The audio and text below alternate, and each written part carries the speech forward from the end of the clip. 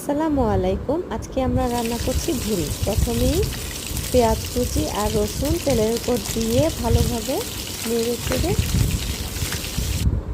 ভেজে নিচ্ছি। দিয়ে দিলাম তেজপাতা আর শুকনো মরিচ, একটু আদা রসুন বাটা, পেঁয়াজ বাটা।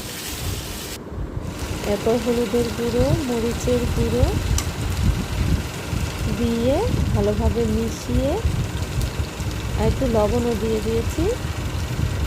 মশলাটা যখন ভালোভাবে কষিয়ে আসবে তখন এর মধ্যে আগে থেকে সিদ্ধ করে রাখা ভুড়ি দিয়ে দিলাম।